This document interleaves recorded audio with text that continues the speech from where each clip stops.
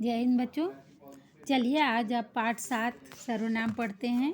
English में pronoun बोलते हैं, आप प्रोनाउन समझते भी होंगे और सर्वनाम आप हिंदी में भी पढ़े हैं। आपकी मैम इसके पहले आपको फर्स्ट सेकंड में भी पढ़ा चुकी हैं। चलिए इन चित्रों को देखिए और उनके नीचे लिखे वाक्यों को पढ़िए। चलिए, अध्यापिका ने श्रुति से पूछा, तुमने पाठ याद कर लिया? रोहन मरीजों को देखता है, वह डॉक्टर है।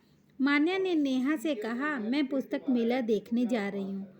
अंकित ने दादाजी से पूछा, आप कब चलेंगे? ऊपर दिए वाक्यों में तुमने, वह, मैं, आप शब्द सर्वनाम हैं।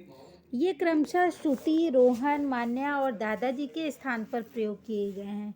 इनके प्रयोग से भाषा में सौंदर्य आ जाता है और भाषा प्रभावशाली बन जाती है।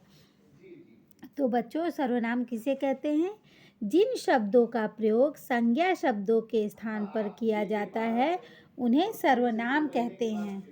सर्वनाम अर्थात सभी नामों की जगह प्रयोग होने वाला शब्द, मतलब कि जो संज्ञा शब्द के संज्ञा, नाम को संज्ञा कहते हैं, तो नाम की जगह जो शब्द हम प्रयोग करते हैं उसे सर्वनाम कहते हैं।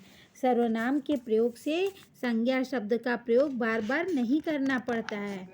आप एक बार संज्ञा शब्द बोल के बाकी उस संज्ञा शब्द की जगह सर्वनाम का प्रयोग कर सकते हैं। जिस प्रकार से संज्ञा में एक वचन तथा बहुवचन होता है, उसी प्रकार सर्वनाम में भी एक वचन और बहुवचन होता है। जैसे एक वचन में मैं, आप, किसे, बहुवचन में हम मैं को हम बोलेंगे, आप को आप लोग बोलेंगे, किसे का किन्हें बोलेंगे।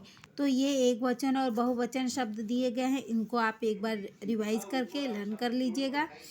तो ढेर सारे सर्वनाम शब्द आपके ये बुक में दिए गए हैं। ये सर्वनाम शब्द आप एक बार पढ़िएगा ज़रूर। फिर नीचे देखिए, अब सर्वनाम के कितने प्रकार होते हैं, कितने भेद होते हैं। सर्वनाम के 6 भेद होते हैं।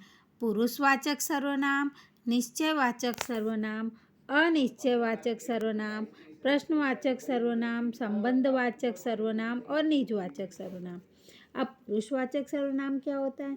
जिस सर्वनाम शब्द का प्रयोग बोलने वाला अपने लिए, सुनने वाले के लिए और किसी अन्य व्यक्ति के लिए करता है उसे पुरुषवाचक सर्वनाम कहते हैं। जैसे मेरा, हम, तुम, तुमने, मैंने आदि। मैं कल आऊँगा, तुम कब आओगे, वह नहीं आएगा। यहाँ मैं, तुम, वह क्या है? पुरुषवाचक। अब निश्चयवाचक सर्वनाम, जिस सर्वनाम शब्द से किसी निश्चित व्यक्ति या वस्तु के बारे में पता चले उसे निश्चयवाचक सर्वनाम कहते हैं। जैसे यह, वह, इसमें आदि। यह घर मेरा है, वह कमीज मुझे चाहिए, उसे उधर रख दो। तो यहाँ पे यह, वह, उसे क्या है? निश्चयवाचक सर्वनाम।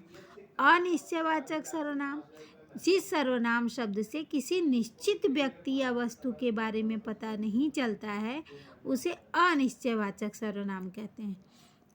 जैसे कोई, कुछ, थोड़ा, ये अनिश्चयवाचक है। जैसे बाहर कोई आया है, चाय में कुछ पड़ा है, मुझे थोड़ी चाय दे दीजिए।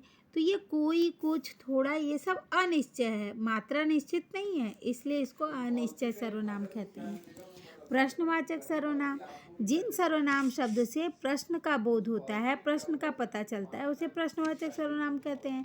प्रश्न तो आप जानते ही हैं, प्रश्न हर हर हर सब्जेक्ट में आप प्रश्न लिखते हैं, फिर उसका उत्तर लिखते हैं। तो प्रश्न, क्या आप मेरी बात से सहमत हैं? आपको किससे मिलना है? तुम कब आए? तो ये प्रश्नवाचक चिन्ह वाले जो सर्वनाम होते हैं उन्हें प्रश्नवाचक सर्वनाम कहते हैं।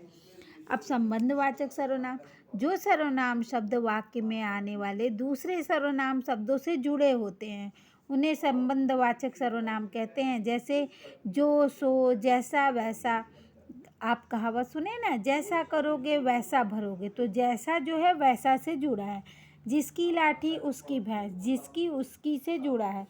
जो मेहनत करेगा सो सफल होगा, तो जो सो जुड़ा हुआ है। तो ये संबंध स्थापित कर रहा है, इसलिए इसे संबंधवाचक सर्वनाम कहते हैं। निजवाचक सर्वनाम, जो सर्वनाम शब्द अपने लिए प्रयोग किए जाते हैं उन्हें निजवाचक सर्वनाम कहते हैं। जैसे स्वयं, खुद, अपने आप, ये सब निजवाचक सर्वनाम है। जैसे अपना काम स्वयं करो, वह खुद चला जाएगा। मैं अपने आप बाजार से पुस्तक ले आऊँगी। तो यहाँ पे स्वयं, खुद और अपने आप क्या है, निजवाचक सर्वनाम है। तो बच्चों इसको एक बार फिर से ध्यान से पढ़िएगा और उसके बाद इसका जितना प्रश्न उत्तर अभ्यास है, एक्सरसाइज मैं कराऊँगी इसको।